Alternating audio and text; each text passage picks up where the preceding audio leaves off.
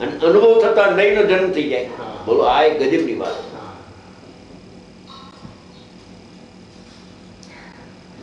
નહીંથી અનુભવ ન થાય અને અનુભવ થતા નહીં પ્રગટ થઈ જાય. બોલો, આ વસ્તુ સ્થિતિ છે કે નહીં? એમ જ છે ને? એવું છે ને, કાં તો સમુદ્ર છે તો ચર્ચાથી ચોખ્ખું થાય, ક્લિયર થાય પિક્ચર. એટલા માટે ચર્ચા છે. દાખલા તરીકે 33 સાગરોપણું આવ્યું છે, બધા સમ્યક દ્રષ્ટિ ધર્માત્મા એક આવતા છતાં ચર્ચા કરે. કોઈ નાનું મોટું નહીં, એમાં કોઈ નાના મોટાનો પ્રશ્ન ન હોય. સમજી ગયા? બધા સમકક્ષાના જીવો એક આવતા, છતાં નિર્વિકલ્પ ધ્યાનમાં ચોથા ગુણ સ્થાને તો 24 કલાક રહેતો નથી. કોઈ વખતે ધ્યાન આવે કે સવિકલ્પ દશા હોય ત્યારે આત્માનું ઘૂંટણ દઢતા માટે, જ્ઞાનની સ્પર્ધતા માટે એ જો બીજું શું હોય, ત્યાં કોઈ બાયડી નથી, છોકરા નથી, દુકાન નથી, વહીવટ નથી, ખાવું નથી, પીવું નથી. એનું જીવન આમ 33,000 વર્ષે ભૂખ લાગે, 33 સાગરોપમ આયુષ, 33,000 વર્ષ જાય ત્યારે ઈચ્છા થાય ખાવાની. એટલે વિચાર આવ્યો કે અમી જરી જાય, પેટ ભરાઈ જાય, તૃષા નહીં લાગે, ભૂખ ન લાગે, ખલાસ. 33 પાછા બીજા 33,000 વર્ષ સુધી કઈ ઈચ્છા ન થાય ખાવાની, ભૂખ જ ન લાગે, કઈ પરિગ્રહ ન રહ્યો, કઈ ના. પછી શું કરે? આખો દિવસ ચર્ચા કરે. ઠીક, એ સર્વસિદ્ધના દેવો તીર્થંકરની સભામાં જતા નથી સાંભળવા, ક્યાંય નથી જતા, જઈ શકતા નથી, જવાની ઈચ્છા થતી નથી, યોગ્યતા નથી એવી, એનો વિચાર વિકલ્પ નથી આવતો. ત્યાં સર્વાર્થ સિદ્ધિ એટલે અને સિદ્ધના પડોશી અહીંયા સર્વાર્થ સિદ્ધિ ને એની ઉપર સિદ્ધ પરમાત્મા બિરાજે છે, એના માથા ઉપર સિદ્ધ પરમાત્મા બિરાજે છે. છત્રછાયા નીચે બિરાજમાન છે. સિદ્ધ ભગવાનની છત્રછાયા નીચે બિરાજમાની કેટલા આત્મા ઊંચા! એની પાત્રતા કેટલી! પાત્ર જીવ જ જાય ને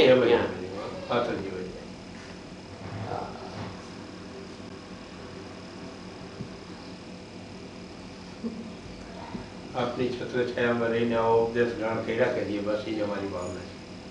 સાથે જ રહીએ, બળ મળ્યા કરે.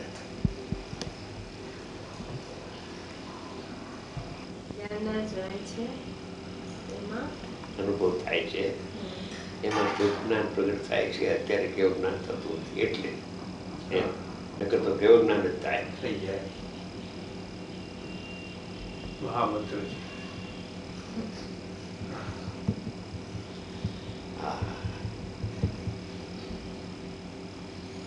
એક ગાથા એવી ઊંચી છે, મિથ્યાત્વનો ક્ષય થઈ ગયો.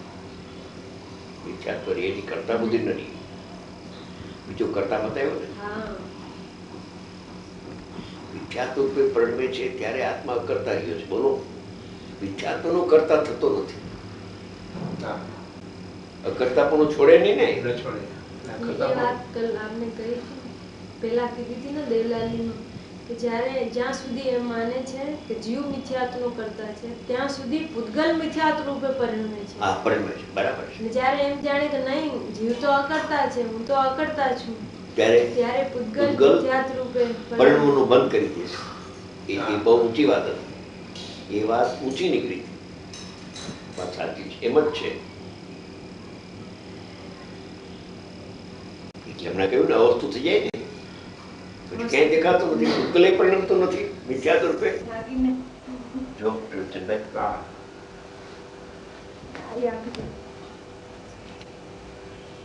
આજથી 25 વર્ષ પહેલા એક એકાવતારી પુરુષ થઈ ગયો, જાલચંદભાઈ સોગાની, એનું નામ, કલકત્તા. એક વ્યાખ્યાન સાહેબ કે જ્ઞાન ભીન, રાગ ભીન. રાતના બેસી ગયા પરોઠી વાળી, સમય દર્શન થઈ ગયું. પછી એક વખત ફ્લેટ ઉપર, દુકાન ઉપર બોલાય, જમવાનું કહ્યું કે જમવા પધાર્યા. બ્રાહ્મણને બોલાવેલો રસોઈ કરવા માટે. તો રસોઈ થઈ ગઈ સરસ, બધા ઘીમાં. સોગાનીજી પાર ઉતરી ગયા, વયા ગયા. પછી એનો બ્રાહ્મણ રસોઈ કરવા કહે છે, કે શેઠ આ તમે પ્રતિમાજી કયા મંદિરમાંથી ઉઠાવીને અહીં લાવ્યા? પ્રતિમા શું કામ કહ્યું ખબર છે? કે આમ પગ ઉપર પગ ચડાવે, અર્ધ પદ્માસન, આખું નહીં, અર્ધ પદ્માસન, અને આ ધોતિયું છે એને આવી રીતે, આ ધોતિયું છે ને કવર કરે, એવી રીતે આમ કવર કરી લે, અને આમ બેસે, આમ આમ ન કરે કોઈ દી, આમ આમ ન કરે, સ્થિર થઈ જાય, સ્થિર. સરળ લાગે. ઈશ્વરભાઈ ડાક્ટર છે, એને એમ કહ્યું, ચંદુભાઈ ભાઈ ઈશ્વરભાઈ ડાક્ટર, આ તો સિદ્ધ જેવું રૂપ છે. અહીંયા આવ્યા હતા ને, એને ઘરે જમવા ગયા હતા, તો નવરભાઈ ને કહેતા, નવરભાઈ ને ઉતરતા, પછી એને કહ્યું હા તો સિદ્ધની પ્રતિમા છે, સિદ્ધની પ્રતિમા આવે છે ને, એવું એને એવો ભાવ આવ્યો કે આ બે તમે જુઓ તો તમને એમ જ લાગે પ્રતિમા છે, અટાણી મંદિરમાં પ્રતિમાજી છે એવા પ્રતિમા તમને લાગે. તેલ બેલ નાખેલો, દ્રષ્ટિ બોલેલા, અને આમાં કડકલી નહીં, બિલકુલ એવું ઇસ્ત્રી ટાઈટ સફેદ. હા આ છે, આ શરીર મારા કરતા ડબલ લગભગ એવું શરીર. આ છે ભવ્ય, હા નાની આંખ,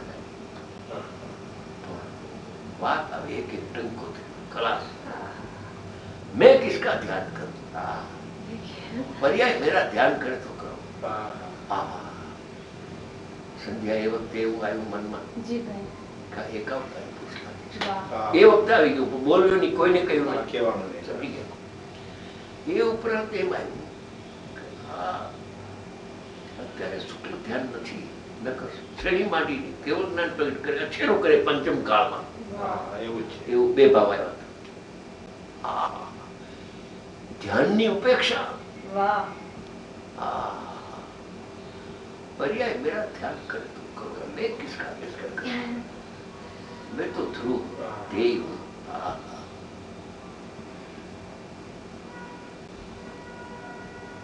18, 19, 3 साल हमने समागम लिया, 3 वर्ष, 18, 19, 2 વર્ષ સોનગઢમાં એ વખતે હું રહેવા ગયો હતો કુટુંબ સહિત.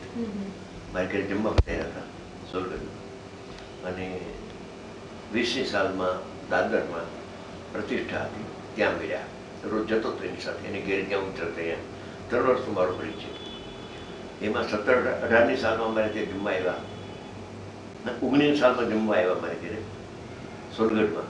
ત્યારે રસ્તામાં કહે છે કે लाचन भाई ये आत्मा का आश्रय से निर्मल पर्याय होती है, वो मेरे को खटकता है.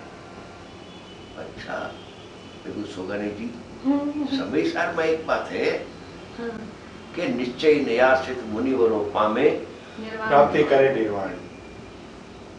मैं कहूँ પછી શ્લોક બોલો તો वो बात ठीक है, मगर वो मेरे को खटकता है. व्यवहार की बात है वो. ગજબનો દ્રષ્ટિની માસ્ટરી. એમાં એક વખત સોગાજીને એક જણાએ પૂછ્યું, મુંગશોઈ, કે આ આપની આ જે શૈલી છે પર્યાયની વાત જ કરતા નથી, બિલકુલ એટલી દ્રઢની વાત કરો છો, અને ગુરુદેવ તો બધી વાત કરે છે. તો સોગાનીજી બોલ્યા, गुरुदेव बराबर है, शासन की शैली है वो. गुरुदेव कहो અને સુગાની જવાબ આપ્યો કે वो शासन की शैली है, सब बात करनी चाहिए शासन में. કેટલું એને એનું જ્ઞાન કેટલું ફરી વળેલું છે. અને અમને તો આ તીર્થંકર તુલ્ય છે. પછી દ્રષ્ટાંત આપ્યો કે અમારે કોઈની પાસે 10,000 રૂપિયા જોતા હોય અને કરોડપતિ ના આપે, અને કોઈ લખપતિ 10,000 આપ્યા તો અમારા માટે એક કરોડપતિ છે, એમ અમારા માટે તો આ તીર્થંકર છે.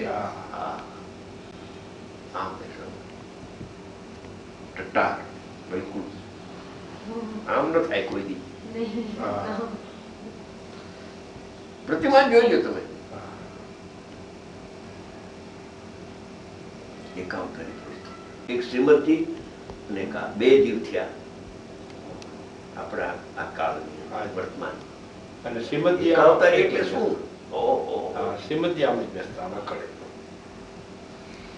થોડીક વાર સ્થિર બેસો તો ભાઈ, થોડીક વાર આમ સ્થિર બેસી જાઓ એટલે ધ્યાન નો આવી જાય આમાં. બહુ વાત કરી. પર્યાયનું જેને લક્ષ છૂટી ગયું છે. હા સંધ્યા, હાજી ભાઈ.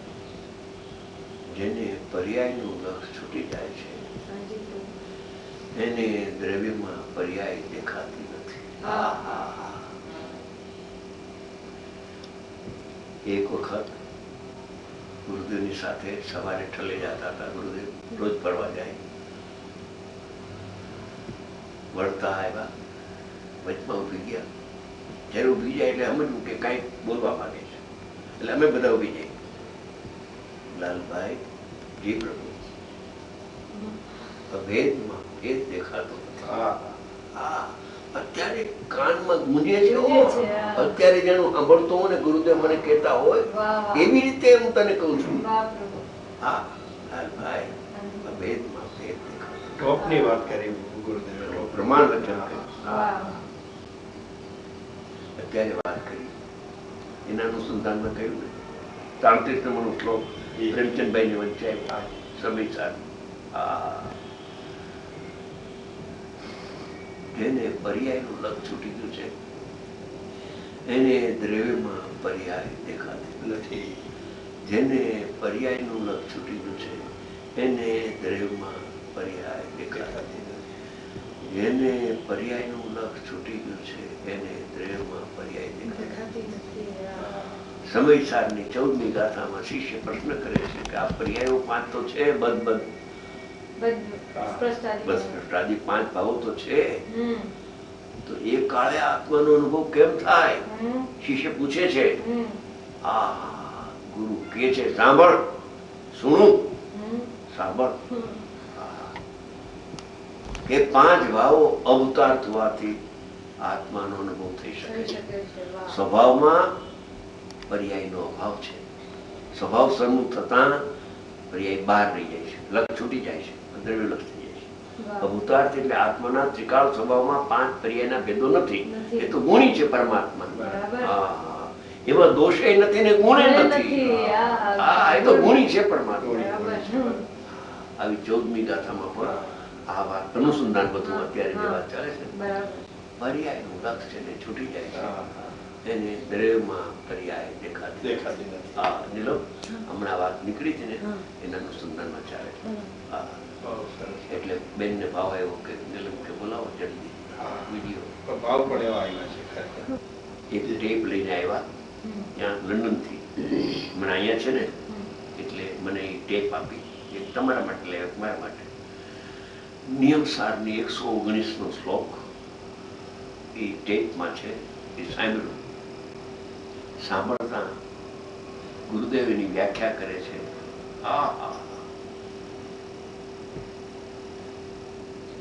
શિવ સ્વરૂપ કલ્યાણ મૂર્તિ ભગવાન જે આત્મા છે, પરમાત્મા છે, એમાં આ ધર્મ ધ્યાન અને શુક્લ ધ્યાન એમાં નથી. અરે તારા દયાદાન કરુણા કોમળતાની વાત તો દૂર રહી, પણ પરમાત્મા માં આ શુદ્ધની કહેતી નથી કે ધર્મ ધ્યાન શુક્લ ધ્યાન છે. ના પાડે છે, શુદ્ધની ના પાડે છે. હા, પછી આગળ જઈને બોલે છે પોતે. ધર્મ ધ્યાન શુક્લ ધ્યાન એની મોટપ કહેતા અમને લાજ આવે છે. ભગવાન આત્મા મોટો મહાન છે. અમને લાજ આવે છે. બોલો, એની મોટપ ગાતા આ મોટો છે. શિવ સદા શિવ